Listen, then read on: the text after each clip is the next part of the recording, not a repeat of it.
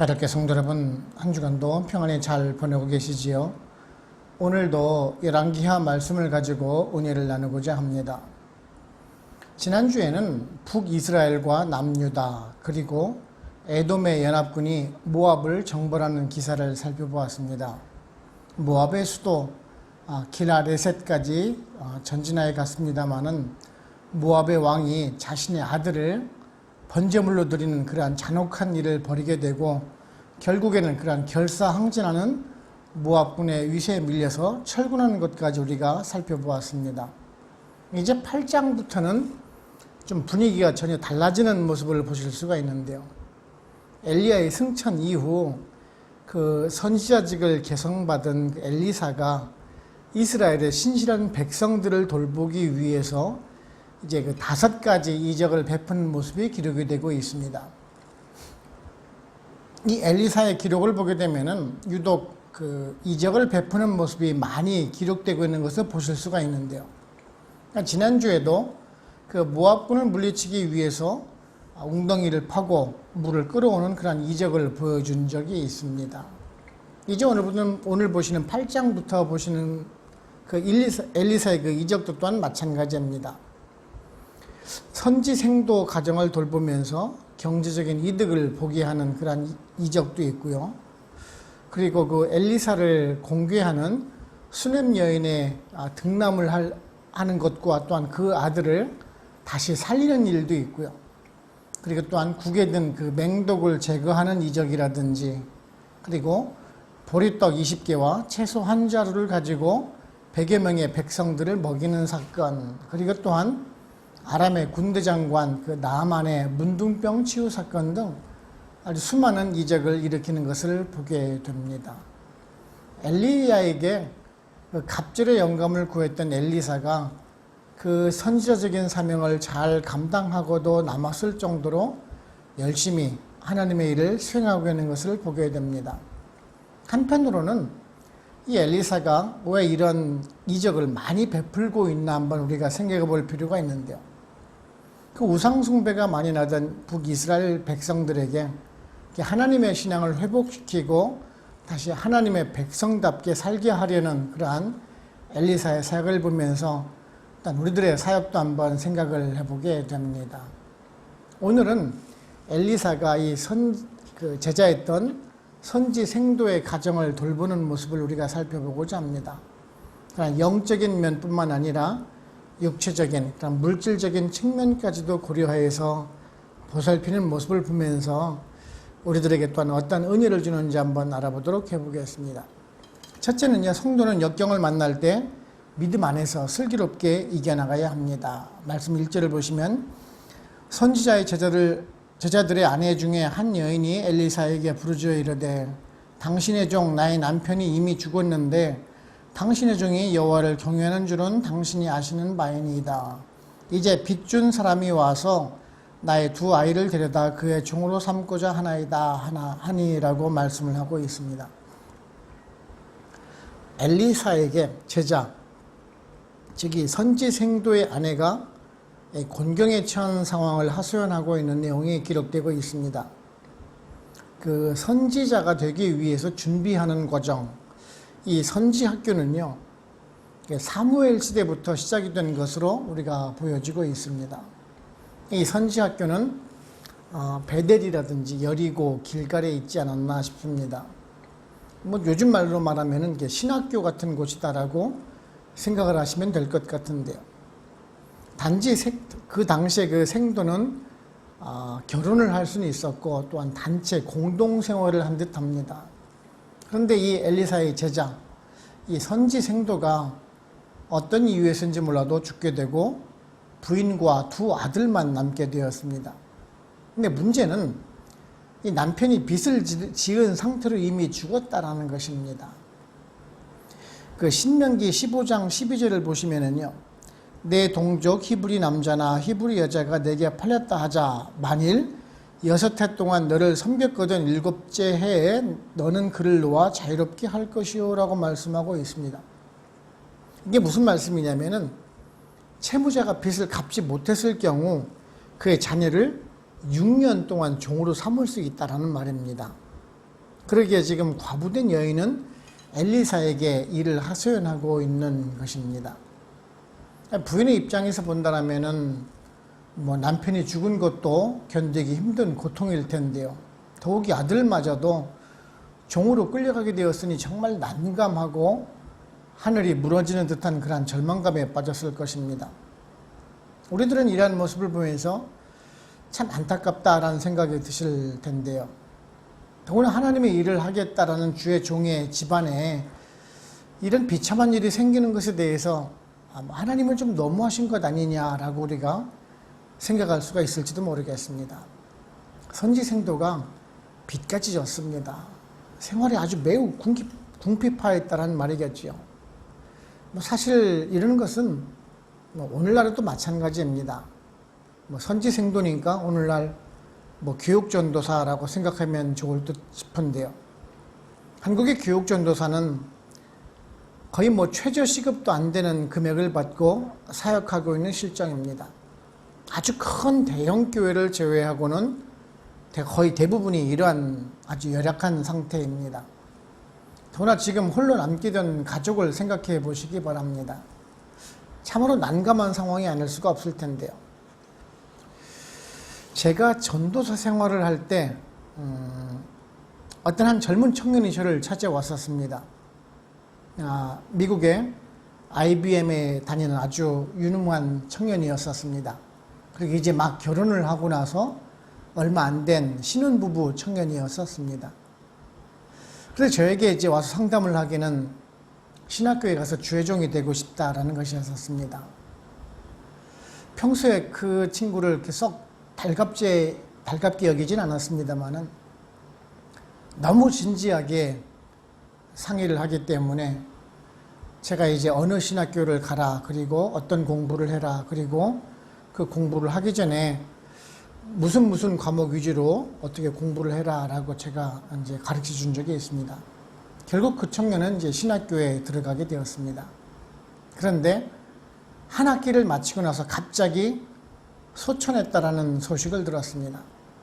평소에 지병이 있어서 건강하지 못했다라는 사실을 알고 있었지만 그렇게 정말 갑자기 하늘나라로 갈 줄 몰랐습니다. 더구나 부인은 정말 결혼 초기 신혼이었었습니다. 난감하게 정말 받아들이기가 난감한 상황이었었습니다. 제가 괜히 신학교를 갈 것을 권했나, 무리하게 그 헬라어 공부를 먼저 하라고 해서 정말 무리해서 죽게 되는 그 원인을 제공하지 않았나, 제 스스로 많이 자책하기도 하였었습니다. 그런데 한편으로는 그 청년에게 그래도 주의 종으로 믿음이 충만한 상태로 하늘나라로 불려가신 것이 얼마나 좋겠는가 하는 생각이 들기도 하였었습니다. 그렇습니다. 우리는 그 청년처럼 정말 예기치 못한 상황을 만날 수가 있습니다. 하나님께서 우리들에게 예기치 못한 환난이나 역경을 주시는 그 목적이 무엇일까요? 단지 우리들에게 물질적인 축복만을 주시는 분이신가 하나님은요? 사실 하나님은 우리들에게 환난을 안 주시겠다라고 말씀하신 적은 없으십니다. 우리들로 하여금 그것을 통해서 어떻게 믿음으로 극복을 하고 있는지, 어떻게 하나님의 사람으로 만들어가는 그 과정인지를 알 수 있는 그 기간이기도 하다라는 말씀입니다. 그래서 우리들은 하나님을 믿기 때문에 하나님께서 우리들에게 주시는 시험은 없을 거야, 역경은 없을 거야 라는 생각을 버리시기 바랍니다. 오히려 그러한 상황을 만났을 때 또한 감사해야 합니다. 나를 사랑하시기 때문에 이러한 시험도 주시겠구나 라는 그러한 마음을 가지고 더욱 하나님만 의지하면서 헤쳐나갈 수 있도록 해야 하면서 또한 최선을 다하는 삶을 살아가야 할 것입니다. 저와 여러분은 이러한 바른 하나님에 대한 인식, 그리고 바른 삶을 살아가실 수 있는 바른 성도님들 되시기를 바랍니다. 둘째는요, 이적의 그 시작은 믿음이라 라는 것입니다. 말씀 5절을 보시면은 여인이 물러가서 그의 두 아들과 함께 문을 닫은 후에 그들은 그릇을 그에게로 가져오고 그는 부었더니 라고 말씀하고 있습니다. 이사야가 먼저 부인에게 묻지요. 내가 너를 위해서 무엇을 하랴? 너희 집에 무엇이 있는지 말을 하라고 하지요. 그러자 부인은 기름 한 그릇이 있다라고 합니다. 아마도 가득 찬 것도 아니고 정말 얼마 남지 않은 기름병이었을 것입니다. 이 기름은 음식을 만들기 위한 기름이었을 것입니다. 그런데요, 이런 상황이 일어나면은 대부분의 사람들은 이렇게 대답을 하겠죠. 우리 집은 가난해서 아무것도 없습니다 라고 말합니다. 그것도 값이 나가는 것도 아닌, 결코 아닌 정말 작고 얼마 남지 않은 기름병입니다. 과부는 그것이라도 엘리사에게 고하게 됩니다. 많은 사람은 그저 그냥 많은 돈다발이라도 주면 고마울 것이다 라고 생각을 하실지도 모르겠습니다. 엘리사는 그 여인에게 다른 곳으로 도와주고 싶었던 것이 결코 아닌 것입니다. 현실적으로 도울 방법을 찾고 있었던 것입니다. 수없이 많은 이적을 일으키는 그 엘리사가 돈이나 금은보화를 만들 그런 능력이 없었겠습니까? 엘리사는 하나님께서 자기 백성을 어떻게 돌보고 계시는지 그 사역의 방법을 보이기 위함이었을 것입니다. 엘리사는 이 기름병을 이웃에게 빌려오라고 지시를 합니다. 그리고 아주 많이 말입니다. 여인과 그리고 아들들은요, 이 빈 기름병을 굴어다니면서 무슨 생각을 했을까요?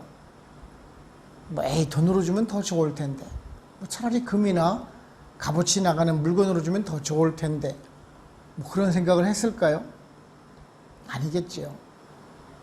묵묵히 그냥 어떤 것을 바라지 않고 엘리사 선지자가 시키는 일을 순종했습니다. 과연 그 선지생도의 가족답지 않습니까? 엘리사는 그 병을 가지고 가서 빈 그릇에 가득 채우라라고 합니다. 사실 반신반의했겠지요. 기름이 조금밖에 남지 않은 그 그릇을 다시 또한 그 빈 그릇에 채우라라는 말이 현실적으로 이해가 되지 않았을 것입니다. 그렇게 해봐야 남은 기름이 다른 곳으로 옮겨지는 것밖에 안 되니 말입니다. 그런데 이적이 일어나죠. 계속 기름이 나오게 되고 모든 그릇에 기름이 가득 차게 되는 그런 사건이 발생하게 됩니다. 그렇다면 이런 이적이 일어나는 그런 원인과 과정을 한번 우리가 살펴보겠습니다. 과부와 두 아들의 순종이 있었습니다. 엘리사가 지시하는 일을 하면서 불평을 했거나 거절했다라는 말이 없습니다. 그저 그냥 묵묵히 순종했다라는 말입니다. 하나님께서는 이적을 일으킬 때는 가지고 있던 그런 작은 것을 활용을 하십니다.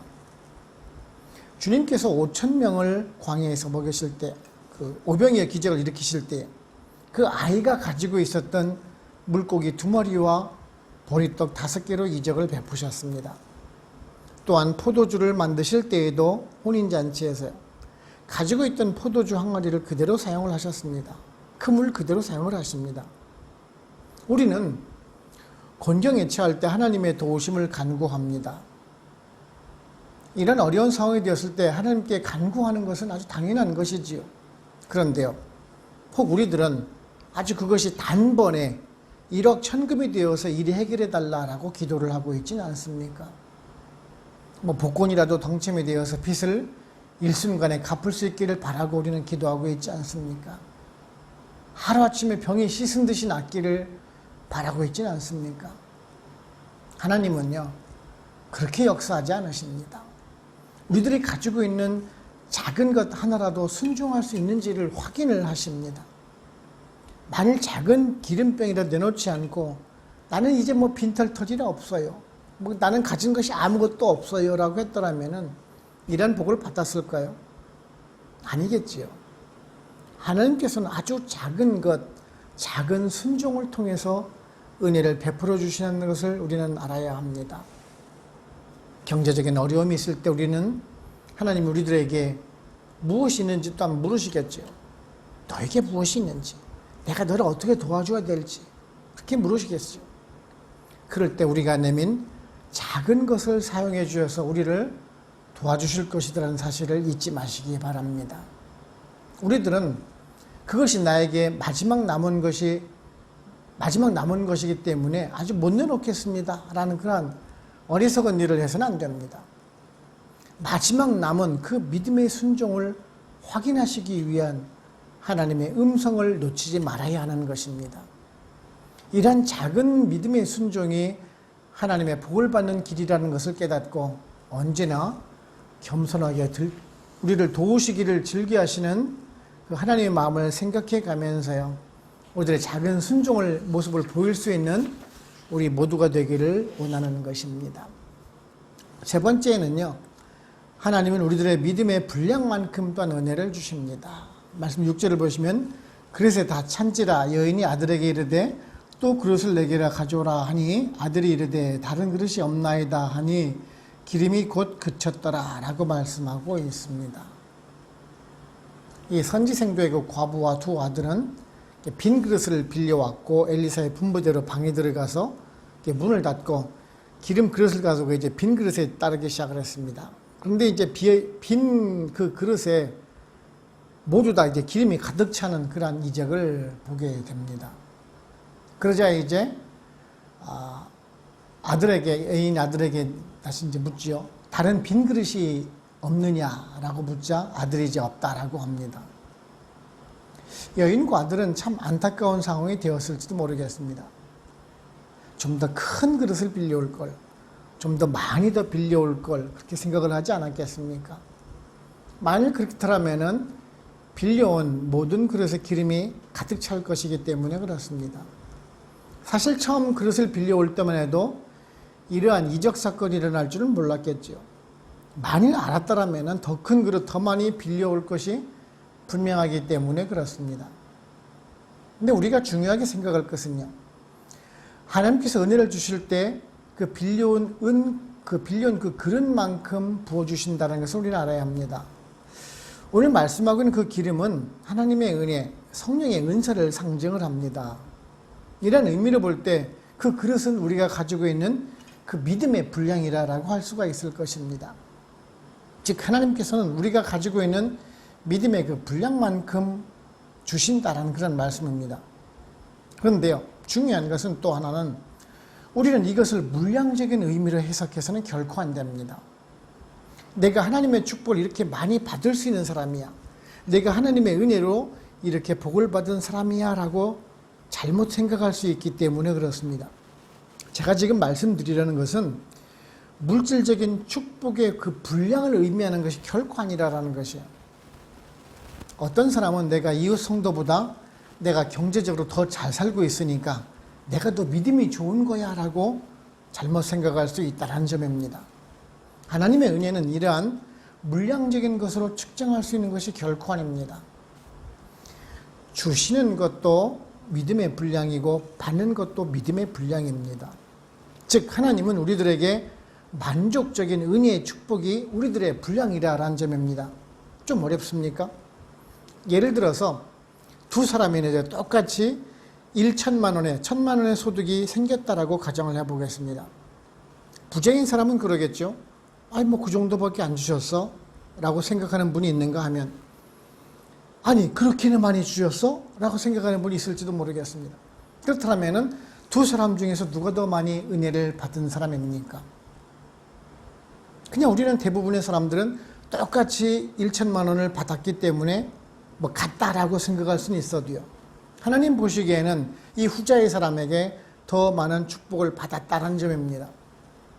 우리는 그 당시의 그 상황과 시점, 그 양만을 측정하는 경향이 있습니다. 하지만 다시 말씀드려서 하나님께서는 믿음의 분량만큼 주신다라고 하셨어요. 그 후자의 사람처럼 감사할 줄 아는 사람에게 다른 은혜를 더하거나 아니면 지속적인 은혜, 복을 주실 거라는 사실입니다. 지금까지 우리가 잘못 배워온 것 중에 하나가 바로 또한 이런 것입니다. 외형적인 그런 물질의 축복, 그 기준만 보고 그 사람의 믿음을 가늠하려는 그러한 잘못된 생각을 가질 수가 있습니다. 그래서 조금 더 많이 가진 사람은 내가 믿음이 좋기 때문에 내가 다른 사람보다 축복을 더 받은 것이구나. 또는 어떤 사람은 내가 믿음이 적어서 내가 요거밖에 못 받았구나 라는 생각을 해서는 결코 안 된다는 것이에요. 만일 그렇게 된다면 차등의 은혜를 베푸시는 하나님이 됩니다. 하지만 하나님은 그런 차등을 베푸시는 하나님이 결코 아닙니다. 공평한 하나님이십니다. 어느 누구에게나 공평하게 은혜를 베푸신다라는 사실입니다.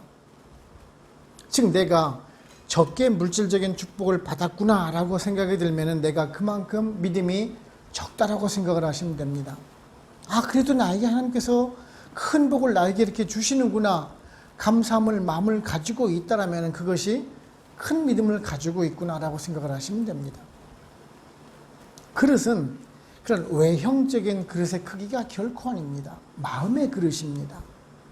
오늘 선지생도의 가정에 빈 그릇을 주시고 기름을 부어주시는 것은 우리들에게 얼마나 많이 부어주시는 걸 알려주시는 것이 결코 아닙니다. 하나님의 은혜로 선지생도의 가정에 복을 베풀어 주시는 것, 그것뿐입니다. 그것이 우선이에요. 그 가정의 형편에 맞게 그 가정에 살아갈 수 있도록 하는 것이 하나님의 은혜이지 그 가정이 부자가 되는 것이 결코 아니라라는 말씀입니다. 그러기에 여러분들은요, 믿음의 분량을 키우시는 연습, 그 훈련을 하시기 바랍니다. 즉 감사하는 마음, 자족하는 마음, 용서하는 마음, 은혜를 나누는 마음 같은 것이 여러분들의 믿음을 키우고 하나님의 복을 받는 길이 된다는 것을 잊지 마시기를 바랍니다. 결론적으로 말씀드리게 되면은 7절을 보시게 되면은 그 여인이 하나님의 사람에게 나가서 말하니 그가 이르되 너는 가서 기름을 팔아 빚을 갚고 남은 것으로 너와 내 두 아들이 생활하라 하였더라 라고 말씀하고 있습니다. 우리는 그 엘리사의 그 스승이었던 엘리야가 그 사르밧 지방에서 과부에게 공기를 받고 그 가루와 떡해 먹는 가루와 기름이 떨어지지 않고 계속 나오는 이적을 베풀었던 것을 살펴볼 수가 있습니다. 그리고 엘리사의 이적도 엘리야의 그 기적과 아주 매우 흡사한 것을 보실 수가 있는데요. 우리는 여기서 조금의 그 차이를 우리가 볼 수가 있는데요. 그것은 그 선지생도의 가정에 그 베푼 이 이적은 끊임없이 기름이 계속 나오지 않고 그냥 그쳤다라는 것이에요. 그리고 그 기름을 팔아 빚을 갚고 나머지로 그냥 생활을 하라라고 엘리사는 말을 하죠. 기름을 팔고 빚을 갚고 어느 정도 생활을 하고 나면은 그 후에 그 가정은 어떻게 되었을까요? 물론 기록에 나와 있지 않습니다만은 계속적인 궁핍한 생활을 했을 것이 분명합니다. 그런데 그 아들들은 종으로 팔려가지는 않았을 것입니다. 힘들게 생활을 하였지만은 베풀어 주신 그 하나님의 은혜를 생각해 가면서 최선을 다하는 삶을 살았지 않았을까라는 제 개인적인 생각을 가져보게 됩니다. 아니면은 그 두 아들이 아버지의 대를 이어서 선지생도가 되었을 수도 있고요. 제 희망사항이지요. 중요한 것은 이 어려웠던 선지생도의 가정이 하나님의 응답을 받았다는 것이고 그들에게는 풍성한 것이었다는 것입니다. 그 과부와 남은 두 아들이 바라는 것은 부자가 아니었었습니다. 단지 종으로 팔려가지 않는 것이 희망이었던 사람들입니다. 그래서 그 소원대로 하나님의 풍성한 은혜를 받았다라는 것입니다. 우리들은요, 기름이 계속 나왔으면 좋았을 것을, 그래서 그 가족이 정말 걱정 없이 다 부자로 잘 살았으면 더 결말이 좋았을 것을 이렇게 생각하기가 쉽습니다. 안 그렇습니까? 그런데 그것은 우리들의 욕심입니다. 어찌 보면은 탐욕의 마음이라는 것이죠. 작은 것에 감사할 줄 모르기 때문이 혹 아닐까요? 작은 것에 감사할 수 있는 우리가 되어야 하는 것입니다. 우리도 그런 작은 믿음의 순종이 하나님의 도우심을 받을 수 있다는 것을 알고 늘 하나님의 말씀에 순종하면서 작은 하나님의 도우심에도 감사함으로 돌릴 수 있는 우리 베들교회 모든 성도님들 다 되시기를 주님의 이름으로 축원을 합니다. 기도하겠습니다. 하나님 아버지 감사합니다. 오늘도 저희들에게 말씀을 통해서 교훈해 주시니 감사합니다. 선지생도의 가정에 그 궁핍함을 듣고 해결해 주는 엘리사의 이적을 보면서 정말 많은 것을 깨닫게 됩니다. 우리들의 작은 소리에도 귀를 기울이시는 하나님의 은혜와 또한 사랑을 배우게 됩니다. 믿음의 분량대로 그 가정의 필요대로 기름을 채워주시는 것을 보면서 혹 우리들은 더 많이 부재로 채워주시지 않나 하는 욕심이 앞서는 우리들이 아닌지 한번 돌아보게 됩니다. 그렇습니다. 하나님은 정말 공평하신 하나님이십니다. 누구에게나 동일한 은혜를 주시지만은 받는 우리가 적게 받았다라고 생각하는 적은 믿음의 사람들이 되지 않기를 또한 우리가 소원을 합니다.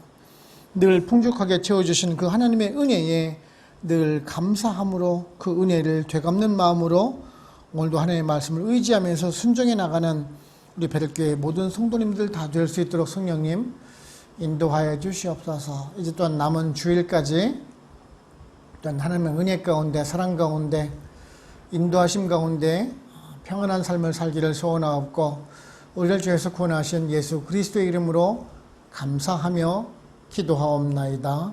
아멘. 축도를 마칩니다. 지금은 우리를 주에서 구원하시는 예수 그리스도의 은혜와 하나님 아버지의 크고 크신 사랑하심과 성령님의 인도하시고 역사하시고 우리와 같이 교통하심이 베들 한인교회 모든 성도님들과 그들의 가정과 직장 사업체 그리고 선교지와 베들교회 위에 지금부터 영원토록 함께 합시기를 간절히 축원하옵나이다. 아멘.